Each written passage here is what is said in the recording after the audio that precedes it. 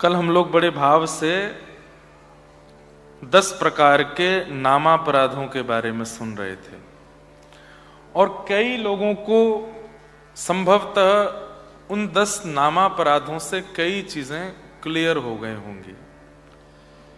आज भी मैं सुबह एक चर्चा सब लोगों से कर रहा था जब हम बैठे थे कि भक्ति में सबसे ज्यादा आवश्यक क्या है? उद्देश्य। आपका उद्देश्य क्या है? किस कारण से आप कथा में आ रहे हो? किस कारण से आप मंदिर जा रहे हो? किस कारण से आप नाम जप कर रहे हो? किस कारण से आप तिलक स्वरूप धारण करते हो? किस कारण से आप गुरु परंपरा का पालन कर रहे हो? कारण बहुत जरूरी है। और कारण में भी कारण कैसा होना चाहिए? अकारण जैसा कारण। जैसे समृद्धि के लिए, उपलब्धि के लिए, ये सब कारण उचित नहीं है। ये सब स्वार्थ वर्धन करने वाले कारण है। इन कारणों से भक्ति वृंदावन रसोपासक नहीं करते। प्रिया प्रियतम दोनों नित्य विहार कर रहे हैं, हम कहीं अपना कारण कह करके, अपनी भावना कह करके, अपनी कोई इच्छा बता करके उनको विचलित ना करें। वृंदावन के लोग प्रिया प्रियतम से कुछ नहीं मांगते। जैसे राखो तैसे रहूं, जैसे राखो तैसे रहूं, जानत हो सुख दुख सब जन के, जानत हो सुख दुख सब जन के, मुख सो कहाँ लो कहूँ, मुख सो कारो कहूँ, जैसे राखो तैसे रहूं, जैसे ही राखो तैसे रहूं, कबहू कसुरंग चढ़ो महागज, कबहू कसुरंग चढ़ो महा। हे नाथ, आप कृपा करोगे तो मैं गजेंद्र की सवारी भी करूंगा, मतलब हाथी पर बैठूंगा। और यदि आप कृपा नहीं, वह भी आपकी कृपा है कि मैं गिर रहा हूं। कबहू कभार डहूं, कबहू कभार। एक बात मान लीजिए, सब अच्छा अच्छा अच्छा अच्छा अच्छा अच्छा होता है, हम लोग कई बार उसी को कृपा मानते हैं। नहीं, हर परिस्थिति कृपा है। आपको चोट भी लग रही है, कृपा है। बीमार हो रहे हो, कृपा है। मारा गिरधर लाल थारो न चायो ना चूरे, मारा गिरधर लाल थारो न चायो न छूरे। हर परिस्थिति कृपा है। कुछ हो रहा है वह भी कृपा है, कुछ नहीं हो पा रहा है तो उसको भी यही मानिए कि शायद इसमें भलाई नहीं है मेरी, इसलिए ठाकुर जी नहीं दे रहे हैं। उसको भी कृपा मान करके जी लीजिए। हर परिस्थिति को ठाकुर जी की कृपा मानना और उनसे कभी ना तो शिकायत करना, ना कोई प्रार्थना करना। बस आप राजी रहो, आप प्रसन्न रहो, आप सुख में विराजो और मेरे लिए जो उचित है वो मुझे देते रहो। बस यही प्रार्थना रहती है व्रज के उपासकों की। पर अधिकतर हम भारतवासी लोगों का एक भाव बन जाता है और पूरे विश्व समग्र जो भी धर्म का कार्य करते हैं सब में एक भावना जुड़ जाती है। कारण से ठाकुर जी को भजना है। ये काम हमारा होना चाहिए, हे हनुमान जी हमारा ये काम बनना चाहिए, हे गणपति जी हमारा ऐसा होना चाहिए, हे दुर्गा मैया ये काम तो हमारा करवाई दो। ऐसा नहीं। ठाकुर जी को कारण से भजना व्रज नहीं सिखाता। तो व्रज के उपासक का सबसे पहला नियम है कि वो ठाकुर जी से कभी कुछ नहीं मांगता। भक्तिमती मीराबाई आधे से ज्यादा जीवन निकल गया तब भी वृंदावन नहीं पहुंची थी। क्यों? कभी कहती नहीं थी कि श्याम सुंदर हमें बुलाओ, जब आप कृपा करेंगे तो वृंदावन पहुंच जाएंगे, जब आप कृपा करेंगे तो हम अपने आप आ जाएंगे। अकारण भक्ति, निष्काम भक्ति, ठाकुर जी से कभी कुछ कहना ही नहीं है। करके देखिए, 1 साल का अभी तक आप अपने तरीके से रहे हैं, 1 साल हमारे कहे से रहो। अगली साल जब तक हम नहीं आते तब तक ठाकुर जी के सामने चाहे जैसी परिस्थिति आ जाए हम कुछ मांगेंगे नहीं। जो मिलेगा, जो चल रहा है सब अच्छा है, जो बनता जाएगा सब स्वीकार करते जाएंगे। ठाकुर जी से कभी निवेदन नहीं करेंगे और प्रार्थना करेंगे कि नाथ सब कृपा है, सब प्रसाद है आपका, जो दोगे सब सहेंगे हम। और जी लीजिए। मीराबाई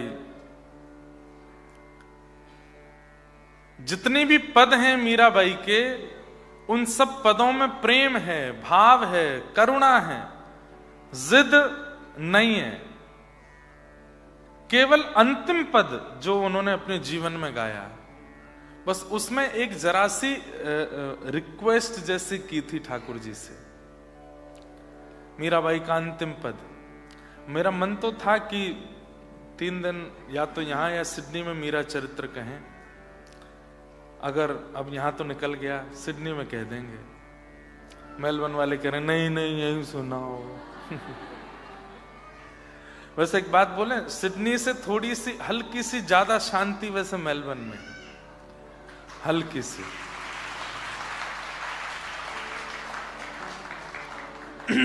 सिडनी में थोड़ी ज्यादा भागदौड़ सी ज्यादा है, हल्ला गुल्ला भी थोड़ा सा ज्यादा है। मेलबर्न थोड़ा शांत है। यहाँ के लोग थोड़े से हमको शांति प्रिय ज्यादा लगते हैं, इसलिए हम सबसे पहले श्री गणेशाय नमः यहीं से करते हैं। लेकिन सत्य बताएं, हम सोच के कुछ भी आए, माहौल जैसा होता है ना, कथा वही होती है। ये कह के जा रहा हूं, जरूरी नहीं है कि वहां मीरा चरित्र हो, क्या होगा भगवान जाने। लेकिन अगर बनेगा तो मीरा चरित्र थोड़ा सा सुना। मीरा चरित्र के लिए 3 दिन कम है, 4-5 दिन हो कम से कम। बहुत सुंदर एक एक पद गायन हो। इस बार है दिसंबर में है बंबई में मीरा चरित्र। तो मीराबाई सब कुछ छोड़ के जा चुकी हैं। भाई छोड़या बंधु छोड़या, छोड़या जग से। भाई छोड़या बंधु छोड़या, छोड़ा जग सोई। साधुअन संग बैठ बैठ, साधुअन संग बैठ बैठ, साधुअन संग बैठ बैठ, साधुअन संग बैठ बैठ। लोक लाज खोई रे मेरे तो गिरधर गोपाल, मेरे तो गिरधर गोपाल। दूसरो न कोई, दूसरो न कोई। मेरे तो गिरधर गोपाल, दूसरो न कोई, दूसरो न कोई। वैसे मीरा चरित्र उनको सुनाने में ज्यादा सुख है जो ठाकुर जी से कोई संबंध मानते हो। एक बात कह दूं, भगवान को जब तक भगवान मानेंगे ना, आपकी एक दूरी बनी रहेगी। एक संबंध स्थापित करो। कौन है आपके? हमारे लाला हैं, हमारे भैया हैं, हमारे सखा हैं। तात मात गुरु सखा सब विधि में तेरो। कोई संबंध ऐसा नहीं है संसार का जो आप ठाकुर जी से नहीं बना सकते। जो संबंध चाहो। एक बालक ठाकुर जी को जीजा जी बोलता है, क्यों? राधा रानी मेरी बहन है, श्री लाल जी मेरे कौन है? पहुना है, मेरे जीजा जी। संबंध मानो, और संबंध मानने वालों के लिए उस संबंध का निर्वहन कैसे करना चाहिए, उनको मीरा चरित्र सुनना चाहिए। पूरी दुनिया इधर उधर हो गई, लेकिन बाईसा हम बार बार मीराबाई नहीं बोलते, बाईसा बोलते हैं। बाईसा ठाकुर जी को प्रियतम ही मानती रही अंतिम श्वास तक। तो बाईसा पूरा जीवन काल उनका निकल गया, ब्याह भी हो गया, माता पिता के दबाव में आकर के ब्याह भी कर लिया। जिनसे ब्याह किया उनके भी प्राण चले गए, विधवा हो गई। ससुराल में सब लोग विपरीत थे, केवल पति और ससुर अनुकूल थे। पति भी चले गए, ससुर जी भी चले गए, सब चले गए। कोई नहीं था मीराबाई के पास, अकेली गोपाल जी के साथ रहती थी। और उस स्थिति में स्थिति बहुत ज्यादा बिगड़ गई। विष पिलाने का प्रयास किया, मीराबाई नहीं मरी तो विष का शेष अंश उसको पिलाया जिसने विष बनाया था, तो वो मर गया। तब मीराबाई ने सोचा अब नहीं रहूंगी, क्योंकि मुझ तक कष्ट नहीं, सबको मिल रहा है। तो वो छोड़ करके वापस मायके चली गई, फिर मायके छोड़ के वृंदावन चली गई, वृंदावन छोड़ के द्वारिका चली गई। अब थक गई है मीराबाई और कुछ नहीं मांगा जीवन में, अवस्था भी हो गई थी। उस समय बाईसा द्वारिकाधीश के सामने जाकर के अपने जीवन का अंतिम पद गाती। साजन जो जानो सुध लीजे, साजन जो जानो सुध लीजे। हे साजन जो जानो सुध लीजे, साजन जो जानो सुध लीजे। साजन जो जानो सुध लीजे, साजन जो जानो सुध लीजे।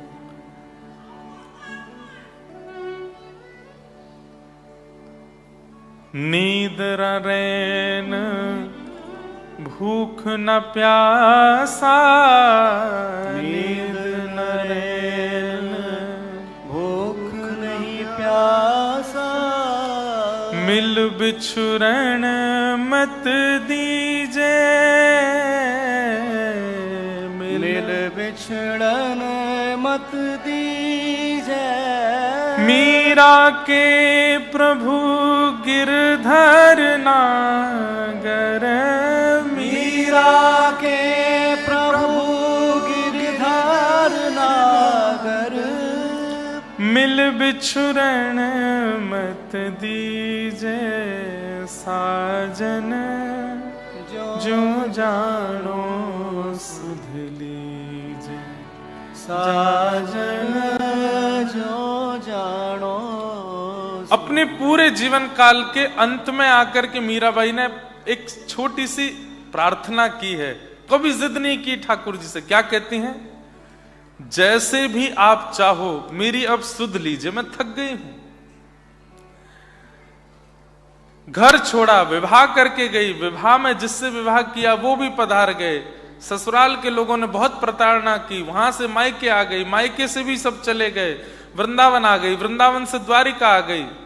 अब मुझे वापस इस संसार में नहीं जाना, अब नाथ थक गई हूं मैं, अब मुझ पर कृपा करो। और अपने जीवन के अंतिम काल में जब प्रार्थना की है, ठाकुर जी के सामने करुण क्रंदन किया मीराबाई ने, तब दुल्हा बनकर के ठाकुर जी श्री द्वारिकाधीश पधारे और सब देखते रह गए। सबके बीच से मीराबाई को लेकर के ठाकुर जी अंतर ध्यान हो गए। जब सबने देखा तो मीराबाई गर्भगृह में प्रवेश की थी, एक दिव्य तेज प्रकट हुआ, एक प्रकाश हुआ, और उसके बाद अचानक से मीराबाई अंतर ध्यान हो गई। तो तो पुजारी जी ने देखा कि बाईसा का जो साड़ी का छोर था वो ठाकुर जी के भीतर प्रविष्ट हो रहा था, थोड़ा सा बचा, उसको पकड़ने का प्रयास किया, लेकिन बाईसा सशरीर ठाकुर जी में विलीन हो गए। कभी कोई प्रार्थना नहीं, कभी कोई जिज्ञासा नहीं, कभी कोई शिकायत नहीं, कभी कोई अर्जी नहीं, ठाकुर जी के सामने बस एक ही बात, ये जीवन मेरा प्रसाद है, आप जो देंगे जैसे देंगे मुझे सब स्वीकार है। अर्जुन से भगवान ने कहा कि महाभारत युद्ध में मुझसे क्या उम्मीद रखते हो? तो अर्जुन कहता है कि बस आप आज्ञा करना, आप कहोगे सीधे हाथ पे तो मैं वहीं देखूंगा, आप कहोगे उल्टे हाथ पे तो मैं वहीं देखूंगा, आप कहोगे बैठ जाओ तो बैठ जाऊंगा, आप कहोगे खाओ तो खाऊंगा, आप कहोगे पियो तो पीऊंगा, आपकी आज्ञा मानूंगा, करिष्ये वचनम तव। भगवान बोले सच में आज्ञा मानोगे? बोले हाँ। चलो, महाभारत युद्ध प्रारंभ हुआ। जैसे युद्ध के बीच में पहुंचे, चारों तरफ सेना घेर करके अर्जुन को खड़ी है। ठाकुर जी परीक्षा बहुत जल्दी लेते हैं। जैसे ही आपने ये बात कही ना कि नाथ अब जीवन में मैं आपसे कभी कोई प्रार्थना नहीं करूंगा, मुझे जो दोगे मुझे स्वीकार है, उसी क्षण से ही आपकी परीक्षा शुरू हो जाएगी। अच्छा, जो दूंगा सब स्वीकार है? बोले हाँ। तो कैसे करेंगे ठाकुर जी? ऐसे जैसे अर्जुन के साथ किया। अर्जुन को ले गए, बीच युद्ध में खड़ा कर दिया रथ,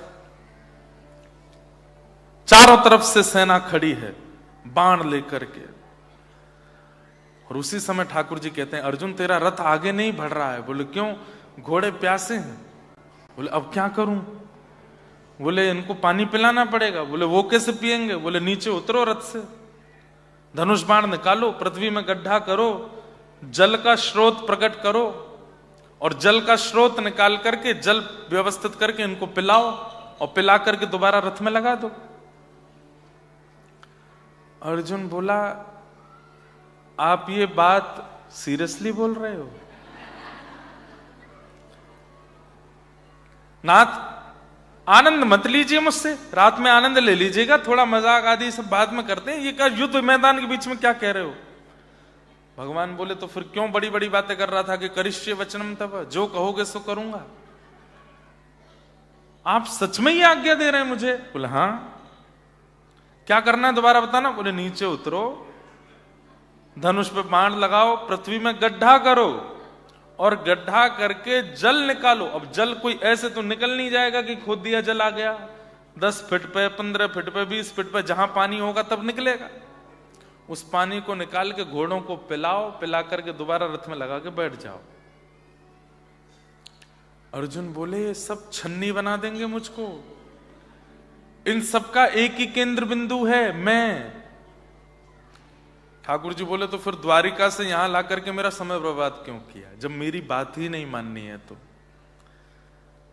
अर्जुन उसी क्षण स्तब्ध हो गए, कूद पड़े रथ से, और 1 बाण 2 बाण 3 बाण पृथ्वी में गड्ढा करके जल का स्रोत प्रकट किया, घोड़ों को खोल करके जलपान कराया, पुनः घोड़ों को लगा दिया। कितनी देर लगी होगी? 1.5-2 घंटे तो लग गए होंगे, लेकिन 1 बाण भी नहीं था जो अर्जुन को स्पर्श कर पाया। घोड़ों को बांधते समय अर्जुन ने सोचा इन पांडवों ने मुझसे कुछ कहा क्यों, ये कौरवों ने मुझे मारा क्यों नहीं? अर्जुन ने जब कौरवों की ओर देखा तो सब खड़े थे, और सब धनुष बाण लेकर के अर्जुन को ही केंद्र बिंदु बना के खड़े थे। बोले चलाते क्यों नहीं है, क्या बात है?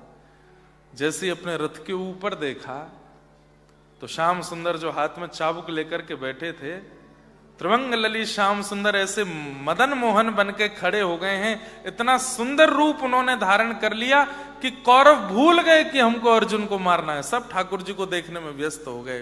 कोई उनके नेत्र देख रहा था, कोई नासिका देख रहा था, कोई गाल देख रहा था, कोई केश देख रहा था। सब ठाकुर जी के रूप को देख रहे थे, भूल गए कि हमको अर्जुन को मारना है। जैसे ही अर्जुन ने भगवान की ओर देखा, ठाकुर जी बोले इशारा करके दौड़ के बैठ, क्या देख रहा है? अर्जुन ने तब कहा हे नाथ, हे श्याम तेरी अपार माया, तेरा जो हर कमाल देखा, हे श्याम तेरी अपार माया, तेरा जो हर कमाल देखा, हे श्याम तेरी अपार। एक देखो, कई लोग कहते हैं भगवान कृष्ण की वाणी का डिकोड करना है, भगवत गीता के श्लोकों को डिकोड करना है, भक्ति को डिकोड करना है, ये सब कोड वर्ड्स हैं, इनको डिकोड कभी नहीं कर पाओगे। जीवन में कभी इनके रहस्य को आप पहचान नहीं सकते कि कृष्ण कब कहां क्या करते हैं। आप तो केवल चरणों में प्रणाम करके कहो, नाथ मैं आपका हूं, अब चाहे जैसे मेरे साथ करो, मुझे सब स्वीकार है। आपको भयभीत करने के लिए, आपको थोड़ा आनंद दिलाने के लिए कभी कभी बहुत भयंकर परिस्थिति प्रकट कर देंगे, लेकिन घबराना नहीं, इनके चरण छोड़ना नहीं, इनका हाथ छोड़ना नहीं, पकड़ के रखना। एक तरफ दलदल है, एक तरफ सूखा रास्ता है, अगर कृष्ण का हाथ पकड़ा होगा ना तो दलदल में से लेके जाएंगे आपको, चलो इसमें बहुत बढ़िया रास्ता है, इस पर चलो। जैसे ही आप कूदोगे सो यहां तक धस जाओगे, एक श्याम सुंदर ये कहां गिर दिया, तब ठाकुर जी को मजा आ रहा है, चलो। परिस्थिति जैसी भी आ जाए, बस एक चीज याद रखना, इनको छोड़ना नहीं, इनके प्रति कभी अविश्वास लाना नहीं, इन पर कभी संशय करना नहीं। पहले तो मैं केवल कथा करता था, लेकिन मैं अब आप बीती बोल सकता हूं कि इन पर कभी संशय करना नहीं। ये जो सोचते हैं, जो करते हैं, कभी कभी घबराहट जैसी तो होती है, लेकिन ये निकाल ले जाते हैं, हर परिस्थिति से बचा लेते हैं। और इसी को व्रज की परंपरा की भक्ति का एक स्वरूप कहते हैं। आप ठाकुर जी से कुछ ना मांगो, राजी रहो, हमारे व्रज का एक पद है, राजी रहो, आप दोनों बस राजी रहो, प्रसन्न रहो। संसारी व्यक्ति में और भक्त में अंतर क्या है? संसारी व्यक्ति अपनी प्रसन्नता की कामना ठाकुर जी से करता है, और वृंदावन चंचरीक भक्त ठाकुर जी को प्रसन्न करने की भावना रखता है। मेरे रोने से जो तुमको आए हंसी, तुम्हें रो रो के तुमको, अब हमको कष्ट देने में सुख मिल रहा, ठीक है कष्ट दे लो, आप प्रसन्न रहो, आप राजी रहो। हमारे पंडित श्री गया प्रसाद जी महाराज, गिरिराज जी कितने लोग गए आप में से? गोवर्धन, बस इतने लोग ही गए। अच्छा, वृंदावन कितने लोग गए हैं? गलत बात, हमारी बात सुनो। वृंदावन जाइए तो लौटते समय गिरिराज जी को प्रणाम करके आइए, गोवर्धन की परिक्रमा करके आइए, बिना गिरिराज जी को प्रणाम कर, सोचिए स्वयं बाल कृष्ण प्रभु जिनको प्रणाम करते हैं वो श्री गोवर्धन नाथ है, उनको प्रणाम किए बगैर वापस नहीं आना। अगली बार जब वृंदावन जाएंगे तो एक परिक्रमा लगाइए, गिरते पड़ते रोते रिक्शा में बैठ के जैसे लगे लगाओ, गिरिराज जी को प्रणाम करके आओ। तो गिरिराज जी में श्री गया प्रसाद जी महाराज की समाधि, पंडित श्री गया प्रसाद जी, मैंने दर्शन नहीं किया उनका। 94 में भगवत प्राप्ति हुई उनको, हमारा जन्म 96 में हुआ, तो दर्शन नहीं हुआ, लेकिन उनकी लीलाएं और उनकी बातें हमने बहुत सुनी। वे सदा अपने शिष्यों से कहते थे कि हम सब ठाकुर जी के खिलौना हैं, खेलवे वारो, खिलौना के कभी ऊपर बैठ जाए, खिलौना को कभी ऊपर बैठा ले, खिलौना को कभी जल में डाल दे, खिलौना को कभी मिट्टी में डाल दे, खिलौना की कभी गाल गर्दन मरोड़ दे, खिलौना को कभी तोड़ दे। खेलने वाले की पूर्ण आसर तू रहता है खिलौना, तुम जैसे चाहो मेरे साथ खेलो। बच्चे को खिलौना दे दो, कभी फेंक देगा, कभी खेलेगा, कभी गले से लगा के सोएगा, कभी उसको भोजन कराएगा, कभी श्रृंगार करेगा, कभी पढ़ाएगा, कभी मारेगा। हम सब खिलौना है, ठाकुर जी हमसे खेल रहे हैं। बस याद रहे, ठाकुर जी से एक ही बात कहते रहना, क्या कि संसार में नए खिलौने आते हैं तो बालक पुराने खिलौने को छोड़ देता है। हे नाथ, आप ऐसा मत करना, अंतिम श्वास तक मैं ही आपका खिलौना रहूं और आप मुझसे खेलते रहना, जैसे चाहो वैसे। ये ऑस्ट्रेलिया आपको भेज के ठाकुर जी खेल ही रहे हैं आपके साथ। जब भारत में थे तो क्या लगता था, वहां जाके सब ठीक हो जाएगा, डॉलर आएंगे, घर बन जाएगा, बच्चे इंग्लिश बोलने लगे, फ्लुएंट इंग्लिश में बात किया करेंगे, mom make some breakfast for me, I want to marry this girl. कितना ख्वाब बनाए थे, ऑस्ट्रेलिया जाएंगे सब बढ़िया रहेगा, बड़ी बड़ी गाड़ियों में घुमा करेंगे, और वहां अंग्रेजों से बढ़िया फटी जींस पहन के हम भी रहेंगे, रात में पार्टी डिनर विनर करने जाया करेंगे, और जब लौट के कभी कभी बीच में भारत आया करेंगे तो सबको अभिमान में कहा करेंगे, कहाँ रहते हैं, मेलबर्न। हमारे एक भैया बोले मेलबर्न, जो मैल को जला दे, मेलबर्न। मैंने कहा नहीं, मेलबर्न, र जो है वो साइलेंट बोलो। तो लेकिन हुआ क्या यहां आके, इससे बढ़िया तो भारत में ही थे। एक हफ्ता काम नहीं करो तो टेंशन हो जाती है, बिल कैसे भरेंगे, मॉर्गेज कैसे पूर्ण होगा, गाड़ी की किस्त कैसे जाएगी, घर के सामान। और भारत में 1.5 महीना तान दुपट्टा पड़े रहो, कोई टेंशन नहीं है, तब भी पराठा मिलने वाला है। 1.5 महीना बाद भी आपकी घर की पत्नी या माता जी कहेंगे, बढ़िया गर्म पराठे बनाए हैं, खा लो। यहां तो चिंता हो जाती है, कैसे करें। तो आपको ऐसा लगा था कि यहां आके सब बढ़िया होगा, पर यहां आकर के जब सब सेटलमेंट करने लगे, होने लगे, अब 10, 15, 20, 25 साल जिनको हो गए वो तो यही कह रहे हैं कि महाराज जी भारत ही चले जाएं। भारत में थोड़ा भीड़ भाड़ है, थोड़ी सी अव्यवस्था है, लेकिन यहां से तो बढ़िया ही लगता है वहां पे। तो ये खेला है, ठाकुर जी ने खेल किया है आपके साथ में भेज के यहां पर।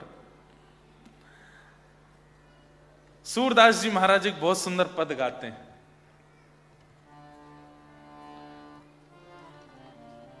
नाचो बहुत गोपाल अब मैं, नाचो बहुत गोपाल, ओ नाचो बहुत गोपाल अब मैं, नाचो बहुत गोपाल। काम क्रोध को पहर चोलना, काम क्रोध को पहर चोलना, कंठ विषय की माल, कंठ विषय की माल। अब मैं नाचो बहुत गोपाल, अब मैं नाचो बहुत गोपाल, अब मैं नाचो बहुत गोपाल, अब मैं नाचो बहुत गोपाल। बहुत नाच लिए नाथ संसार में, अब बस अपने चरण में रखो और कुछ नहीं चाहिए। तो ये वृंदावन रस भक्ति है। इसका प्रथम सूत्र क्या है? सबसे पहला सूत्र वृंदावन रस भक्ति का ठाकुर जी से संबंध। दूसरा सूत्र विश्वास, ठाकुर जी से भरोसा कभी टूटे ना, चाहे जैसी परिस्थिति आ जाए। और तीसरा समर्पण, पूर्ण समर्पित हो जाओ। और चौथा, कभी कुछ मत कहो, जो हो रहा है, जो होगा सब बढ़िया होगा। संसार को लगता होगा कि ये तो बहुत अनर्थ हो गया इनके साथ में, नहीं, आप ये कहो नहीं नहीं, ठाकुर जी ने कुछ सोच के ही किया होगा, कुछ बढ़िया ही उन्होंने आगे के लिए विचार किया होगा। ठीक है, मुझे स्वीकार है, जो मेरे साथ हुआ मुझे सब स्वीकार है। नाथ आपका प्रसाद है, और प्रसाद सदैव कल्याणकारी होता है। इस प्रकार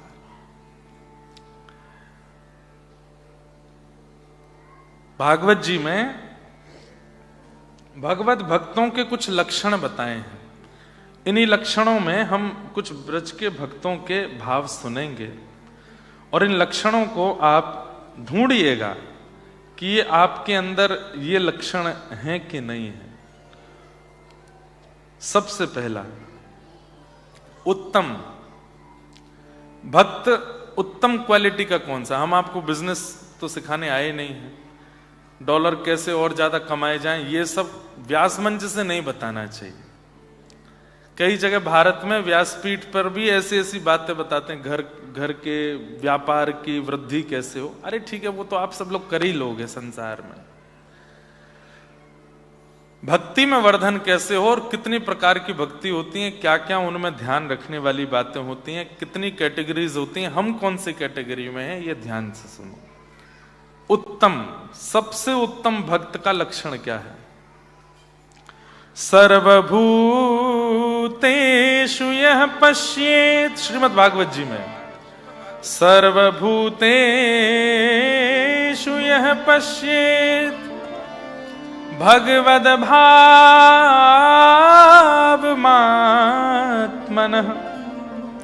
भूतानि भगवत्यात्मन् एष भागवतोत्तमः। सब लोग इधर देखो, ध्यान से सुनो। उत्तम भक्त का लक्षण क्या है? कह तो मैं दूंगा, लेकिन आप लोग कहोगे महाराज जी प्रैक्टिकल बात नहीं है ये। जो सब में हरि को देखे वो उत्तम है। हमारे वृंदावन के एक रसिक हुए श्री हरिराम व्यास जी, जिनका एक प्रसिद्ध पद लगभग सबको याद होगा, किशोरी तेरे चरणन की रज पाऊं, बैठी रहूं कुंजन के कोने, श्याम राधिका गाऊं। हरिराम व्यास जी का एक स्वभाव था कि वो सब में हरि को देखते। जैसे कोई व्यक्ति अगर थोड़ा हत्ता तगड़ा है, थोड़ा मोटा है और पेट वेट बाहर निकला हुआ है और थोड़ा गाल वाल भी चब्बी हैं, खूब जो है भारी भरकम शरीर है, दुनिया के लोग क्या कहें, देखो पृथ्वी पर बाहर घूम रहा है। पर हरिराम व्यास जी कहते, वाह जय हो, ऐसे लग रहे हैं कि साक्षात गजानन महाराज, गजेंद्र श्री गणपति जी पधारे हैं, लंबोदर महाराज की जय हो। उस भाव से प्रणाम करते। कभी देखते कि कोई बहुत क्रोधी व्यक्ति घूम रहा है, सबको डांटता फटकारता हुआ घूम रहा है, सब लोग कहते अरे बड़ा क्रोधी है। हरिराम व्यास जी कहते परशुराम जी हैं, क्रोधी नहीं है, परशुराम जी। कभी देखते बड़े सौम्य, चुप रहते हैं, कुछ बोलते नहीं, सब में हाँ जी हाँ जी हाँ जी, ऐसे स्वभाव वाला व्यक्ति। अरे ये तो मर्यादा पुरुषोत्तम राम जी हैं, प्रणाम करो भैया। सब में ठाकुर जी का गुण देख लेते थे। कोई बहुत नटखट चप्पल नयन वाला, कभी इधर कभी उधर, कभी इधर कभी उधर, उसको देख के अच्छा ये तो बालकृष्ण प्रभु हैं हमारे, एक रस एक स्थिर नहीं रहते। हरिराम व्यास जी सब में हरि दर्शन करते। कम से कम ऐसी दृष्टि बन जाए हमारी। हम लोग क्या करते हैं, सब में दोष देखते हैं, तुम में ये क्वालिटी है, तुम में ये कमी है। सब में दोष देखने की दृष्टि की जगह सब में ठाकुर जी का लक्षण देखने लग जाएं। ये तो वैसे ठाकुर जी हैं, इनका स्वभाव तो ऐसा है।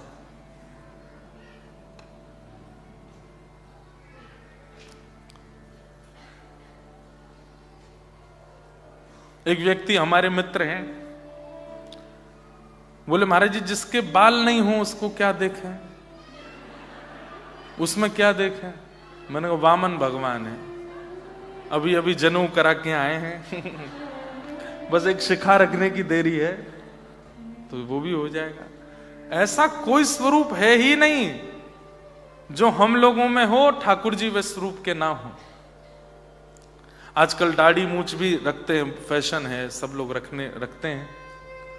देखो खाटू श्याम भगवान दाढ़ी मूछ रखते हैं, उनके भी, ठाकुर जी के भी दाढ़ी है, ठाकुर जी के भी मूछ है। सर्वभूतेषु यह पश्येत भगवत भावमात्मना, सब में भगवत भाव रखो। लेकिन ये संभव नहीं है, मैं जानता हूं ये संभव नहीं है। तो फिर क्या करें? सब में ठाकुर जी को नहीं देख सकते तो कम से कम किसी में अवगुण मत देखो, किसी में दोष मत देखो, गुण देखने का प्रयास करो। नामाचार्य श्री हरिदास ठाकुर, ध्यान से सुनिए, एक मुस्लिम परिवार में जन्मे, लेकिन ठाकुर जी ने उनको पकड़ लिया और इतना हरिनाम गाते, इतना भगवान नाम गाते कि एक दिन जिस क्षेत्र में वे थे बंगाल में, वहां के राजा ने, वो भी मुस्लिम थे, उसने अपने सब म्लेच्छ सेना को भेज दिया, बोले कि ये जो काफिरों के भगवान का नाम गाता है, इसके हाथ पैर बांध करके, हाथों में हथकड़ियां, पैरों में बेड़ियां बांध के पूरे नगर में दौड़ा दौड़ा करके कोड़ों से मारो, ताकि कल को कोई भी हमारे यहां का बालक काफिरों के भगवान का नाम गाने में घबरावे। ये स्थिति करो इसकी। सोचिए, हाथ बांध रखे हैं, पैर बांध रखे हैं, और सैनिक लेकर के बाजार में घूम रहे हैं और कोड़े मार रहे हैं। कोड़े भी ऐसे नहीं, कोड़ों में भी छोटी छोटी कील घुसी हैं। उन कोड़ों को जब मारते हैं तो जब वो कोड़ा पड़ता है तो हरि बोल हरि बोल हरि बोल करके हरिदास ठाकुर रुदन करते हैं। कहते हैं जितनी तेज वो हरि बोल बोलते थे, अगला कोड़ा उससे भी तेज गति से मारा जाता था, तो और तेज हरि बोल बोलते थे। हरिदास ठाकुर उनके चरणों में प्रणाम करते, जो मारते। वो कहते तुम हमको प्रणाम क्यों करता, हम तुझे मार रहे हैं। बोले कि मैंने संकल्प लिया था कि मैं बहुत ऊंचे स्वर में हरि नाम गाऊंगा, लेकिन बहुत प्रयास करने पर भी ऊंचे स्वर में नहीं गा पाया। आपके कोड़े की कृपा है कि मेरी क्षमता से तेज गति से मैं हरि नाम गा रहा हूं, और मारिए मुझे, ताकि इतनी जोर से हरि नाम निकले कि मेरा रोम रोम हरि नाम गाने लग जाए। दोष नहीं देखा। कहते हैं हरिदास ठाकुर पर करी जा रही उस उत्पीड़ना के कारण साक्षात सुदर्शन भगवान आकाश में प्रकट हो गए उन म्लेच्छों को मारने के लिए। हरिदास ठाकुर सुदर्शन जी से प्रणाम करके कहते हैं इनको मत मारिए, इनका वध मत कीजिए। हे नाथ, ये कलयुग है, कलयुग में दोष देख करके अस्वीकार मत कीजिए। ये सतयुग नहीं है, ये द्वापर नहीं है, त्रेता नहीं है, कलयुग है। यहां पर दोष देख करके भी आप केवल स्वीकार करो नाथ, इनको मत मारो। हम लोगों की स्वभाव में एक क्वालिटी है हम लोगों की आंख में कि दोष बहुत जल्दी देखते हैं हम, बहुत जल्दी दोष दिख जाता है। अभी अगर मैं आपसे कहूं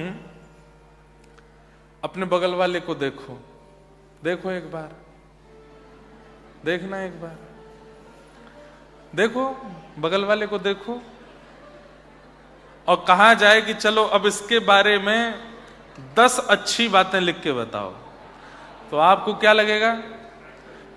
महाराज जी वी नीड सम टाइम, हमें थोड़ा समय दीजिए, थोड़ा इसके संग बैठेंगे, बात करेंगे, इसके साथ घूमेंगे फिरेंगे, तब जाकर के कुछ बता पाएंगे। लेकिन आपसे कहा जाए कि इसके बारे में 10 अवगुण बताओ, तो आप पता है क्या कहेंगे? एक्स्ट्रा सीट मिलेगी, एक शीट तो भर गई है, एक और दे दीजिए, उसमें भी लिख दूंगा। और ये हंसने वाली और आपको कोई मजाक कराने वाली बात नहीं, ये वास्तविकता है संसार की। हमको अवगुण देखना किसने सिखाया? कैसे इतनी जल्दी हम दूसरों में दोष देख लेते हैं? और यहां कहते कहते हार गए। सब में गुण देखो, सब में अच्छाइयां देखो, सब में भलाई देखो। कोई, मैं कहता हूं, आपको कितना भी बुरा बोल जाता है आपके परिवार के बारे में, उसमें भी एक गुण देख लो, नहीं देख पाओगे। उत्तम भक्त का लक्षण क्या है? उसको अवगुण दिखने बंद हो जाते हैं। आपसे 5 लोगों ने बुराई कर दी, अरे महाराज जी तो ऐसे हैं, ये व्यास जी तो ऐसे हैं, ये व्यक्ति तो ऐसा है, लेकिन वो व्यक्ति सन्मुख आया तो उसमें आपको अवगुण नहीं दिखा, उसमें तब भी गुण दिख गया, उसमें तब भी कोई अच्छाई दिख गई। ये उत्तम भागवत का लक्षण है, उत्तम भक्त का लक्षण है। आज के बाद प्रयास कीजिए, किसी में भी अवगुण नहीं देखे। पति पत्नी में नहीं देखे, पत्नी पति में ना देखे, बच्चे बहन भैयाओं में ना देखें, भाई बंधुओं में मत देखो, माता पिता में मत देखो। पहले घर से शुरुआत करो और फिर धीरे धीरे पड़ोसियों तक पहुंचो। यहां तो पड़ोसी पड़ोसी जानते नहीं, फिर भी प्रयास करो, पड़ोसियों में देखना शुरू करो, फिर बाहर देखना, जहां काम करते हो, पढ़ने जाते हो, जो भी करते हो, वहां गुण देखना शुरू करो। धीरे धीरे धीरे धीरे क्या होगा? सर्वम खलु इदम ब्रह्म, सब में ब्रह्म दिखने लगेंगे, सब में गुण दिखने लगेगा, सब में अच्छाइयां दिखने लगेंगी।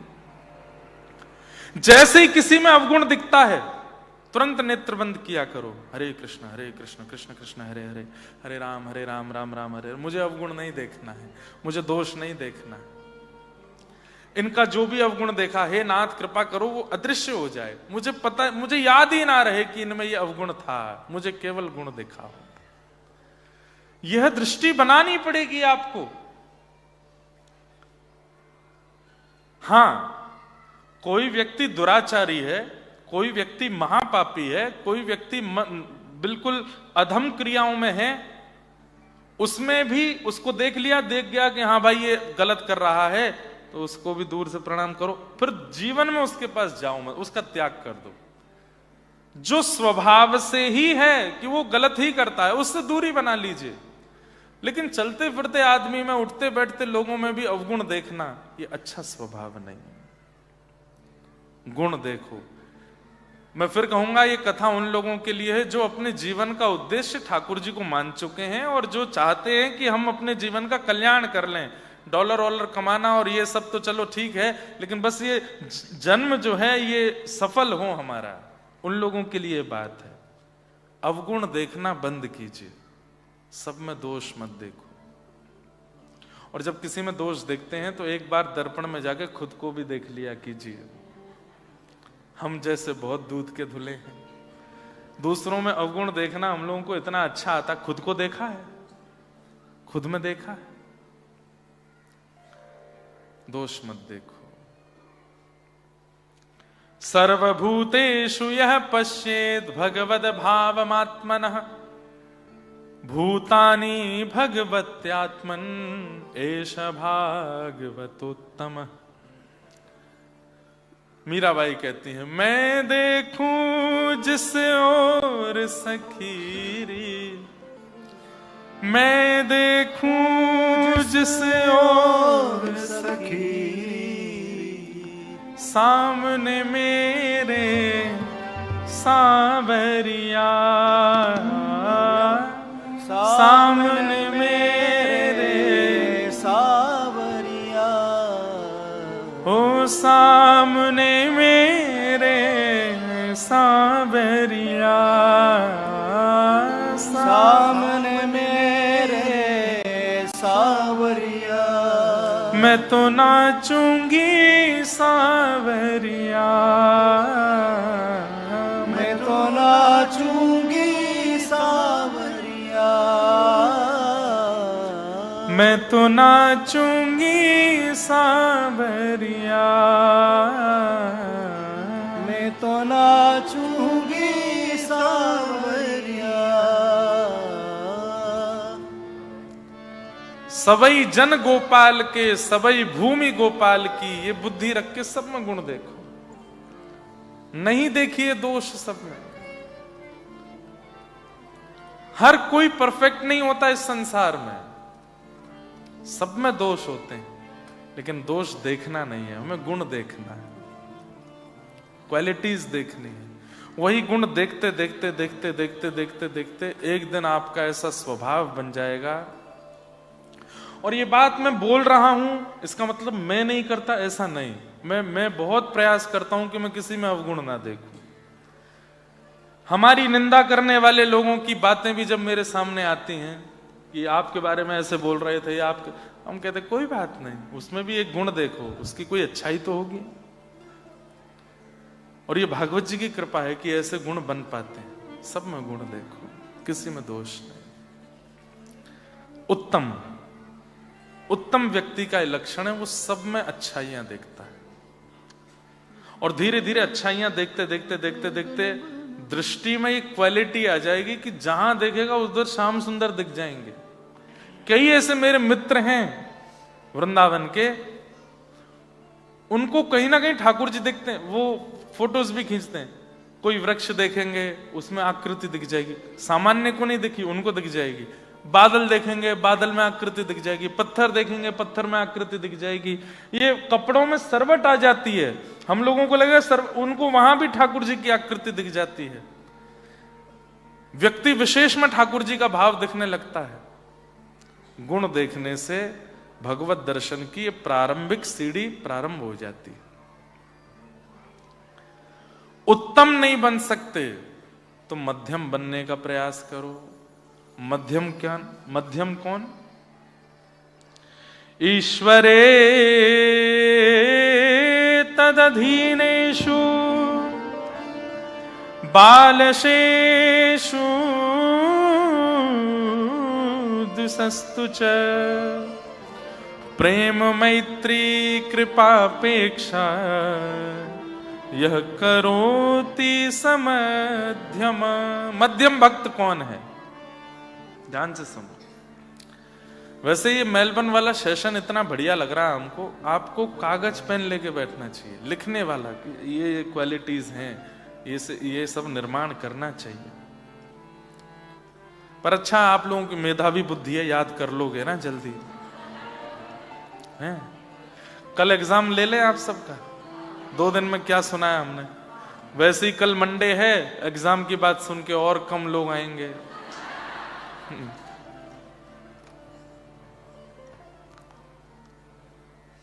ईश्वरे तद अधीनेषु।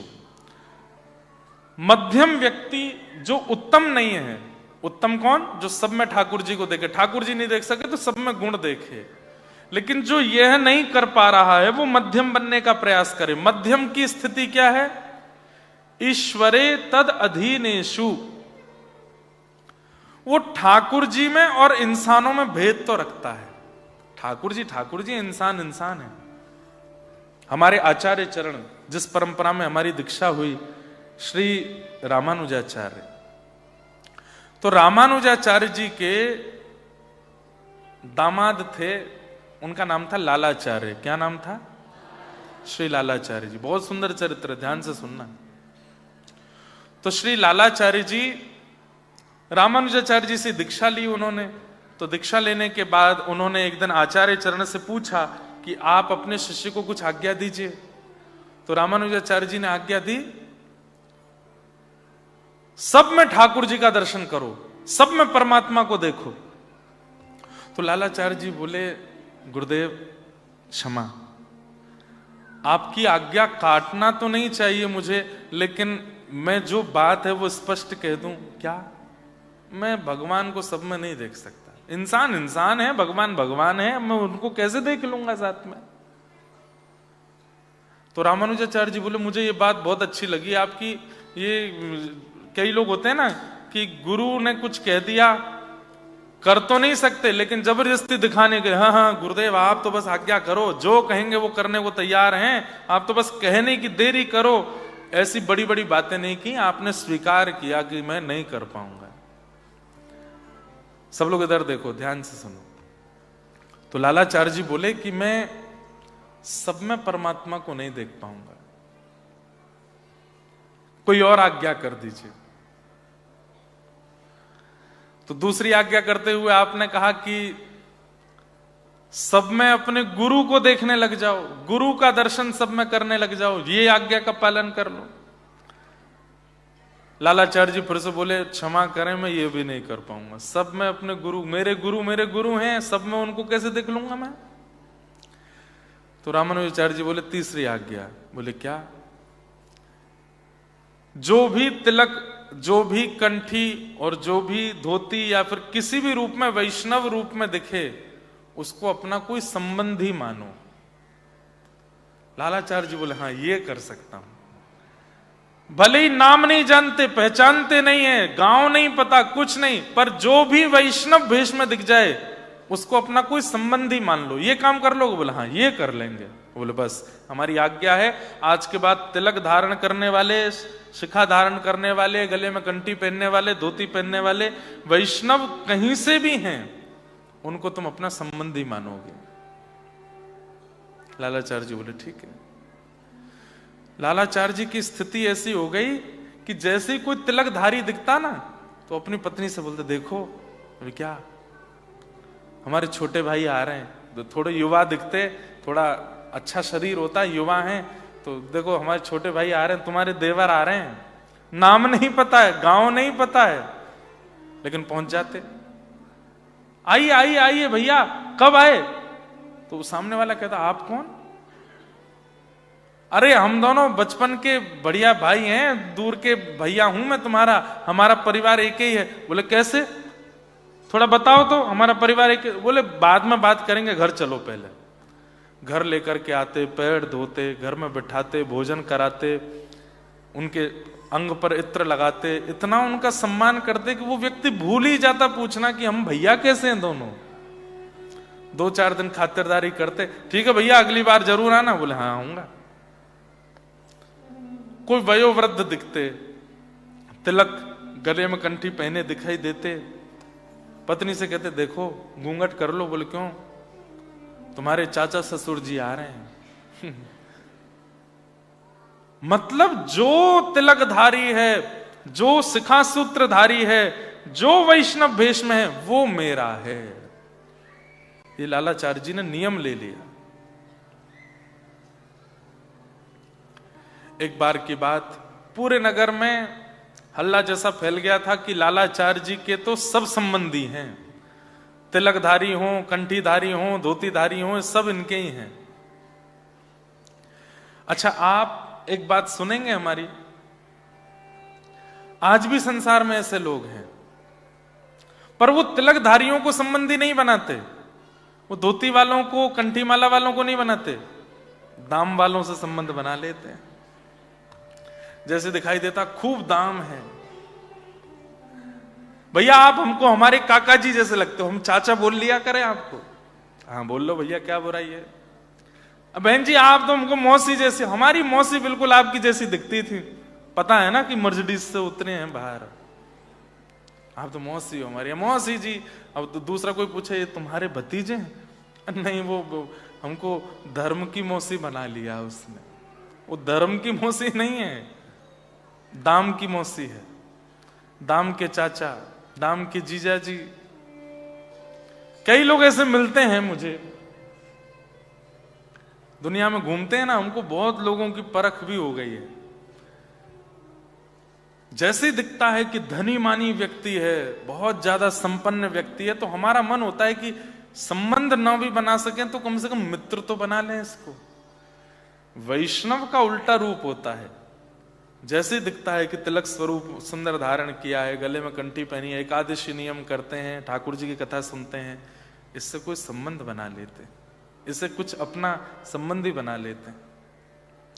लालाचार्य जी ने संबंध बनाए। एक बार उनकी पत्नी कावेरी जी में जल भरने के लिए गई थी, और उनकी सब सहेलियां तो मजाक करती रहती थी, आज कोई नहीं आ रहे तुम्हारे देवर ससुर जी या भैया, कोई तो आ रहे होंगे घर पे। तो लालाचार्य जी की पत्नी कहती मजाक मत बनाया करो, मेरे पतिदेव का नियम है, मैं उसका पालन करती हूं, जो भी तिलक शिखा सूत्र में है वो सब हमारे संबंधी है। इतने में ही एक लाश बहती हुई जा रही थी नदी से, एक शव बहता हुआ जा रहा था, उनके गले में कंठी थी।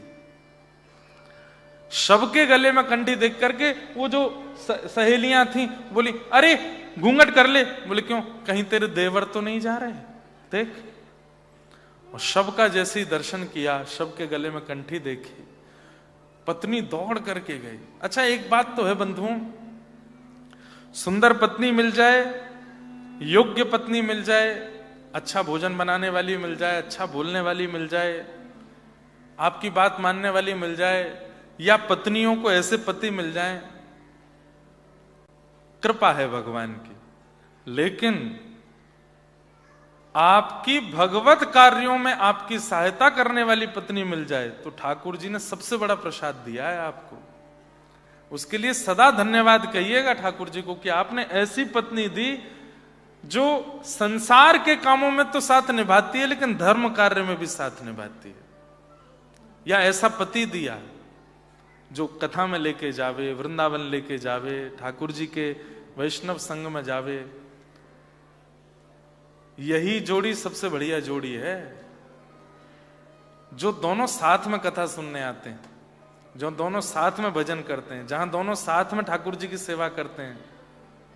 नहीं तो अधिकतर घरों में पति सेवा करते हैं तो पत्नी मजाक बनाती रहती है उनका, पत्नी सेवा करती हैं तो पति सोते ही रहते हैं। कईयों के होंगे भी ऐसे पति, बाहर ही ड्रॉप करके चले जाते, तुम कथा सुनो, जब कथा पूरी हो जाए फोन कर देना, लेने आ जाएंगे। कई पति भी ऐसे होंगे बिना घर पे बताए ऑफिस से सीधे कथा में आ गए होंगे, पत्नी को पता चलेगा तो गुस्सा करेगी। इसलिए ऑस्ट्रेलिया आए थे, यहाँ कथा सुनने आए थे हम लोग।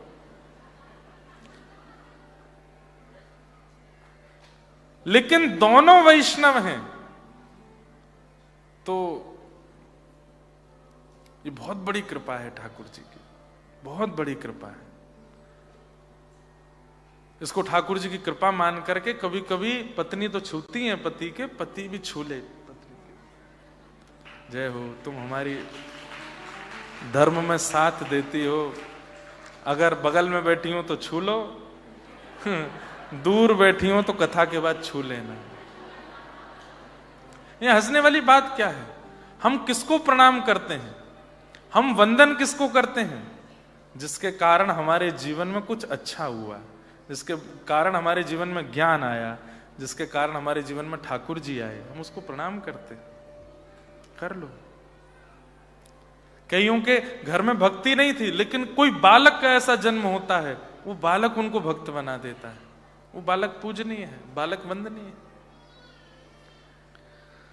तो लालाचार्य जी की पत्नी दौड़ करके गई और श्री लालाचार्य जी को जाकर के सब वृतांत बताया। बोले कि नदी में एक बहता हुआ शव जा रहा था, गले में कंठी पहनी हुई है, और मेरी सखी बोल गई थी कहीं तेरे देवर तो नहीं। ये सुनते ही लालाचार्य जी मूर्छित हो गए, और जब होश में आए तो रोने लगे। मेरे भाई कहां चले गए? नाम भी नहीं जानते, शव का पता भी नहीं जानते, कोई कैसे इतना रो सकता है? और बाहुविह्वल रोते हुए श्री लालाचार्य जी गए और नदी से उस शव को लेकर के अपने घर आए।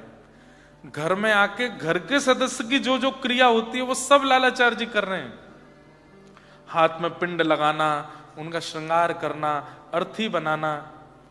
पूरे गांव को निमंत्रण दे के आए, मेरे भैया चले गए, आप सब लोग शव यात्रा में आओ। शव यात्रा में सब आ गए, पर आपस में सब काना फूसी कर रहे हैं। ये क्या बुद्धि है? ठीक है, तुम सबको संबंधी मान के घर ले आते हो, भोजन कराते हो, यहां तक बात ठीक है, अंतिम संस्कार कर रहे हो। लेकिन लालाचार्य जी अपनी गुरु की आज्ञा कितनी मानते हैं। अर्थी पर लेकर के, और पूर्ण बिल्कुल वैसे ही रो रहे हैं जैसे छोटा भाई चला गया हो। और लेकर के गए, संस्कार किए, संस्कार करके घर आए। घर आकर के अपना पूरा मुंडन आदि सब करवाया, और जो 13 दिन के पूरे नियम होते हैं शुद्धि के, वो सब करने लगे। गांव के लोग मजाक बनाने लगे। 13वें दिन ब्राह्मण भोज था। लालाचार्य जी ने नगर के ब्राह्मणों को कहा कि हमारे भाई चले गए हैं, उनके ब्राह्मण भोज में आप सबको आना है। उन ब्राह्मणों ने कहा, जाति का पता नहीं, कुल बिरादरी खानदान का पता नहीं किस लावारिश शरीर को लाके संस्कार कर दिया, बोलता उसके 13 ही ब्राह्मण भोज में हम तो नहीं आएंगे। और पूरे नगर में एक भी ब्राह्मण नहीं आया प्रसाद पाने। तब लालाचार्य जी अपने गुरुदेव श्री रामानुजाचार्य जी के पास गए और जाके बोले, गुरुदेव मैं तो पूर्ण निष्ठा से आपकी आज्ञा मान रहा हूं, लेकिन ये संसार उस निष्ठा को तोड़ने में कोई कसर नहीं छोड़ रहा है। मैंने अपने भाई का अंतिम संस्कार किया, आपने कहा कंठीधारी तिलकधारी सब तुम्हारे संबंधी हैं, कोई भी ब्राह्मण भोज में नहीं आया। तब रामानुजाचार्य जी बोले, ठाकुर जी से प्रार्थना करो, अगर तुमने नियम का पालन अच्छे से किया होगा ठाकुर जी कृपा करेंगे। ठाकुर जी से प्रार्थना की। बंधुओं, वैकुंठ से एक सीढ़ी प्रकट हो गई पृथ्वी के लिए, और वैकुंठ के ब्राह्मण आए हैं लालाचार्य जी के यहां 13 की प्रसादी पाने।